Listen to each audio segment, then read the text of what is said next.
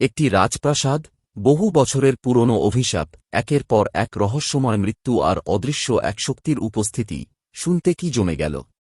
নেটফ্লিক্সের নতুন Korean series the east palace ঠিক এমনই একটি গল্প নিয়ে এসেছে। কিন্তু এটি কি সত্যিই ভয়ের সিরিজ, নাকি রহস্য, অতিপ্রাকৃত শক্তি আর অ্যাকশনের মিশেলে তৈরি এক ভিন্ন অভিজ্ঞতা? চলুন কোনো বড় রহস্য ফাঁস না করেই জেনে নেওয়া যাক। গল্পের পটভূমি বহু বছরের পুরনো এক রাজপরিবার। সেই পরিবারে অদ্ভুত এক অভিশাপ যেন বারবার ফিরে আসে।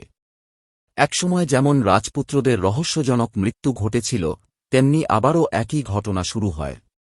রাজা বুঝতে পারেন এর পেছনে সাধারণ কোনো কারণ নেই। তাই তিনি এমন একজনকে ডেকে আনেন যে অতিপ্রাকৃত শক্তির মোকাবিলা করতে পারে।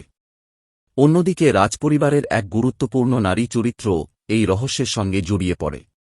এরপর ধীরে ধীরে সামনে আসে গোপন সত্য, রাজপ্রাসাদের অন্ধকার ইতিহাস এবং এক ভয়ঙ্কর শক্তির উদ্দেশ্য। এই সিরিজকে যদি পুরোপুরি ভয়ের সিরিজ ভাবেন, তাহলে হয়তো কিছুটা ভিন্ন অভিজ্ঞতা হবে।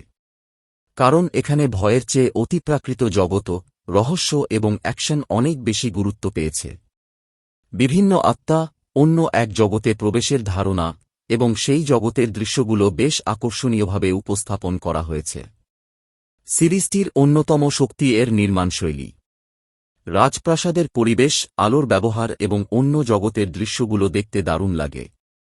লাল রঙের ব্যবহার ও দৃশ্য বিন্যাস অনেক সময় পরিচিত কিছু অতিপ্রাকৃত কাহিনীর অনুভূতি মনে করিয়ে দেয়, তবে গল্প নিজের আলাদা পথেই এগোয়। অ্যাকশনের অংশগুলো উপভোগ্য।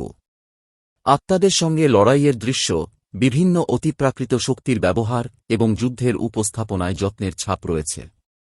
পাশাপাশি রহস্য দর্শককে শেষ পর্যন্ত ধরে রাখার চেষ্টা করে। কে আসল শত্রু, কেন এই মৃত্যুর ঘটনা ঘটছে, এসব প্রশ্নের উত্তর জানতে আগ্রহ থেকেই যায়। অভিনয়ের দিক থেকেও প্রধান চরিত্ররা ভালো কাজ করেছেন। মূল দুই চরিত্রের বোঝাপড়া এবং সম্পর্কের বিকাশ গল্পকে এগিয়ে নিয়ে যায়। তাদের পাশাপাশি কিছু সহায়ক চরিত্র নজর কাড়ে। তবে সিরিজটির কিছু দুর্বল দিকও রয়েছে। সবচেয়ে বড় সমস্যা হল ৮টি পর্ব হওয়া সত্ত্বেও কয়েকটি গুরুত্বপূর্ণ চরিত্রের আবেগপূর্ণ দিক পুরোপুরি বিকশিত হয় না। তাদের অতীত দেখানো হলেও দর্শকের সঙ্গে গভীর সংযোগ তৈরি করতে কিছুটা ঘাটতি থেকে যায়। এছাড়া রাজনীতির অংশ এবং রাজপরিবারের ক্ষমতার লড়াই গল্পে গুরুত্বপূর্ণ হলেও সবসময় সমান প্রভাব ফেলতে পারে না। মূল প্রতিপক্ষের উদ্দেশ্য এবং উপস্থিতিও আরও ভয়ঙ্কর হতে পারত।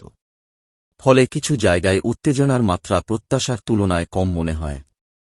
আরও একটি বিষয় হল, কিছু অংশে দীর্ঘ সংলাপের কারণে গল্পের গতি কিছুটা ধীর হয়ে যায়। যদিও পরের ঘটনাগুলো আবার আগ্রহ ফিরিয়ে আনে।